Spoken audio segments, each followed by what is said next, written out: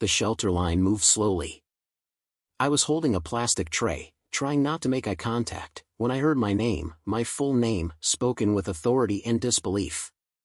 I looked up. My grandmother stood there like she'd stepped out of another world. Tailored coat. Calm posture. Eyes sharp enough to read lies from across a room. She looked around. The cots. The chipped paint. The tired faces. Then she looked back at me. "What are you doing here?" she asked. I didn't have a clean answer. Just the truth. "I don't have anywhere else." She studied my face, then my hands, thin, shaking, empty. "Sit," she said. "Now." We sat on opposite ends of a folding table. She didn't speak for a long moment. Then she asked the question that changed everything. "What about the trust fund I set up for you?" I laughed. "It came out wrong." "There's no trust fund," I said. "My parents said there was never money. That I needed to figure life out." Her expression didn't change. But her eyes did. "They told you that?" she asked quietly. I nodded. She stood, reached into her purse, and pulled out a folder. Thick.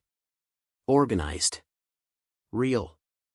"Oh," she said softly. "Oh no." She closed the folder and looked at me with a calm that felt dangerous, for someone else. "If there's even a chance," she said, "that what I protected for you was taken." She paused. "Then someone is about to explain themselves." And for the first time in years, I realized. I wasn't homeless because I failed. I was homeless because someone lied. She didn't ask where I wanted to go. She told the shelter manager, politely but firmly, that I was leaving with her. No explanation. No discussion. In the car, the silence was heavy. "Tell me exactly what they said," she finally asked. I stared out the window. "They said the trust didn't survive the recession. That you'd lost most of it. That helping me would only drag everyone down." Her hands tightened on the steering wheel. "That trust was ring-fenced," she said. "Protected. Conservative. Boring." She glanced at me. "It doesn't just disappear." At her house, she laid the folder on the table and opened it. Statements. Dates. Balances. Numbers that made my chest ache. "There should still be plenty left," she said quietly. "Enough that you never should have been here." I felt dizzy. Then, where did it go? She picked up her phone. That's the right question. Within an hour, she was on speaker with her attorney. Calm voice. Precise language. No emotion wasted. "I need a full audit," she said. "And I need to know who accessed it, when, and why." When the call ended, she turned to me. "You're staying here," she said. No arguments. My phone buzzed almost immediately. A text from my mother. "Why didn't you tell us Grandma found you?" My grandmother saw the screen and gave a thin smile. "Good," she said. "That means they're scared." I swallowed. "What happens now?" She closed the folder. "Now," she said, "we find out who decided your future was negotiable." And for the first time since I'd walked into that shelter, I felt something unfamiliar but solid. Protection. The audit didn't take long. That's what scared me most. My grandmother's attorney called the next morning, his voice tight and controlled. "We have a problem," he said. "Several, actually." I sat at the kitchen table while my grandmother paced slowly, listening on speaker. "The trust was accessed repeatedly," he continued. "Over years. Small withdrawals at first. Then larger ones.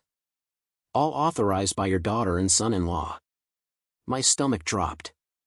"They told me there was nothing," I said quietly. "They said you lost it." My grandmother stopped pacing. "They told you that because it was easier than admitting they spent it." The attorney went on. "Mortgage payments. Credit cards.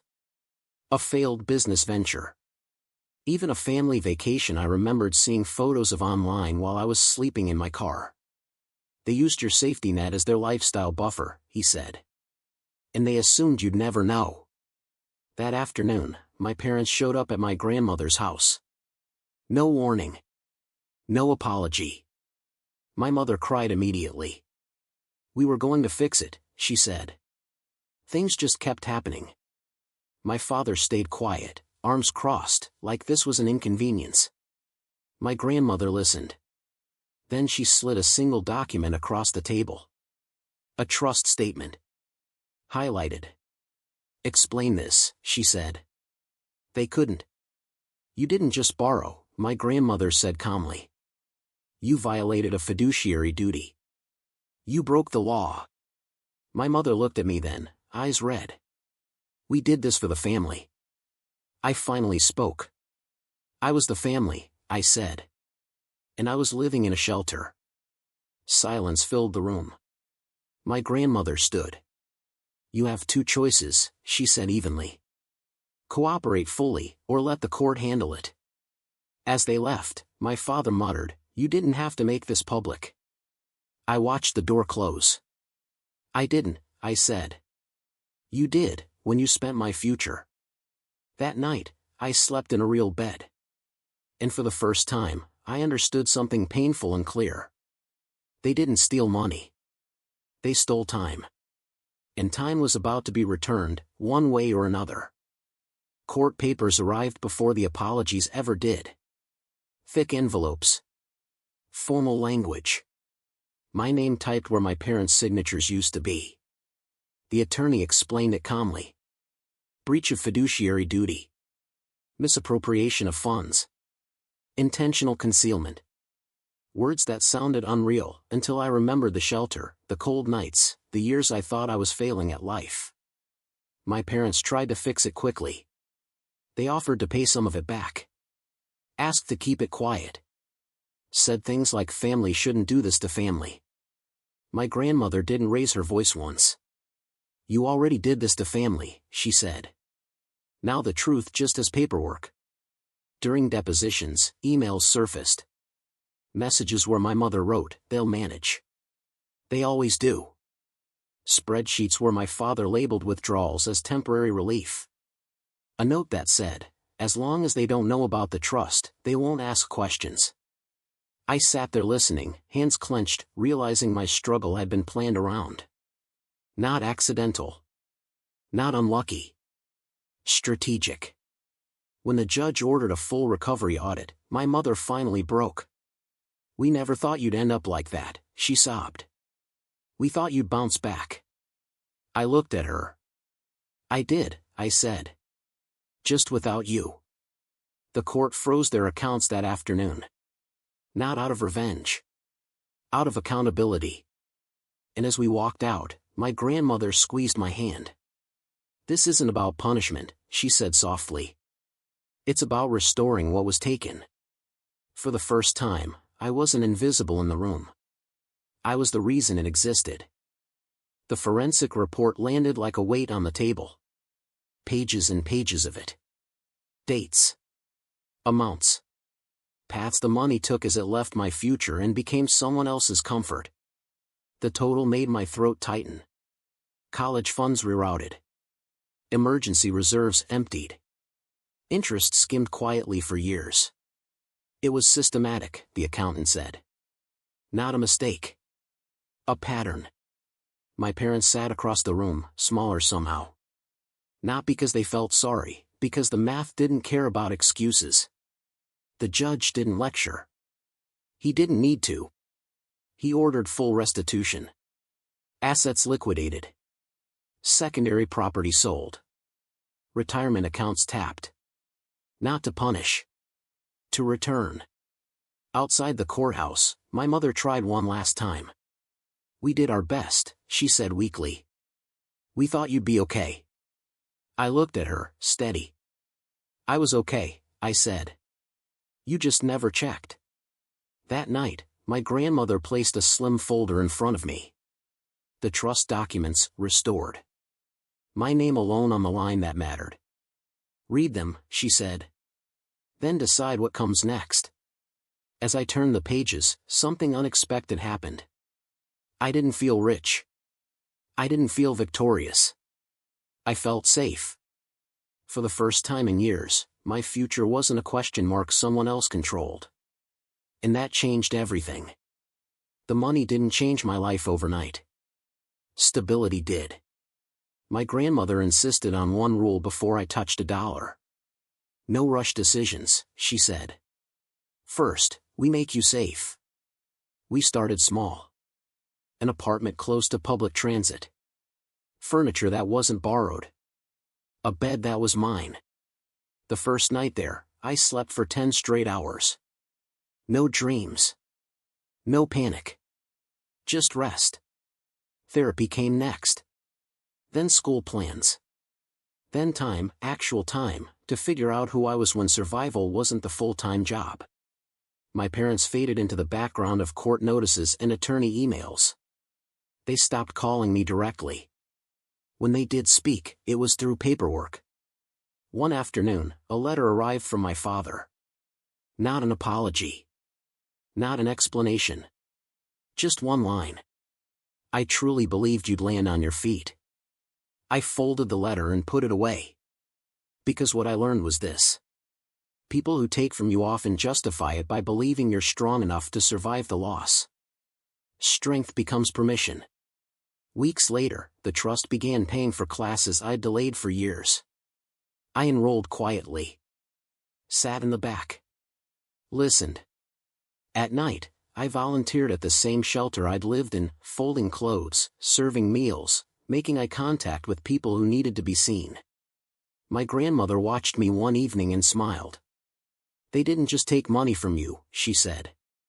They tried to take your belief in yourself. I nodded. They failed. Because for the first time in my life, I wasn't just surviving. I was building. And the foundation was finally solid. The first time I checked my balance without panic, I cried. Not because of the number. But because I wasn't calculating how long it would last. I was calculating what came next. Classes turned into semesters. Semesters turned into confidence. I stopped apologizing when I spoke. Stopped shrinking in rooms. Stopped assuming I was a burden. My grandmother watched all of it quietly. One evening, while we watered her garden, she said, "Money doesn't fix neglect. It just removes the excuse." I knew what she meant. My parents tried again, once. A carefully worded email. Therapy buzzwords. Promises of doing better. I didn't reply. Not out of anger. Out of clarity. Because reconciliation requires truth first, and they still spoke in edits. What surprised me most was how light life felt without their voices in my head. No constant second-guessing. No guilt for needing help. No shame for wanting more. I started mentoring kids at the shelter, helping with resumes, applications, just listening. One of them asked me how I got out. I didn't talk about the lawsuit. I didn't talk about the trust. I said, someone finally told me I wasn't imagining the unfairness. That was the real gift. Not the money. Not the apartment. Not even the future. It was permission to believe myself. And once you have that, no one can steal your footing again. Only one chapter remained. Not about them. About me choosing what to carry forward. The trust fund changed my circumstances. My grandmother changed me. One evening, we sat together on her porch, the air warm and quiet. She handed me a cup of tea and said, "I worried I waited too long." I shook my head. "You arrived exactly when I could finally hear the truth." That truth was simple and heavy all at once. I hadn't failed. I hadn't been careless. I had been withheld from. The money paid for school. For therapy. For a future that no longer felt like a dare. But the real inheritance wasn't financial. It was certainty. Certainty that I deserve safety. Certainty that help isn't weakness. Certainty that family is measured by protection, not proximity. I kept volunteering at the shelter. Quietly. No speeches. Just showing up. When someone asked how I made it out, I didn't talk about courts or audits. I said, someone finally asked the right question. My grandmother discovered me living in a shelter and said, "What about the trust fund I set up?" And in that moment, everything that was hidden had to surface. Lies cracked. Time returned. A future reopened. She didn't just restore money. She restored truth, and with it, my footing. That's how I moved forward. Not rich. Not bitter. But finally rooted.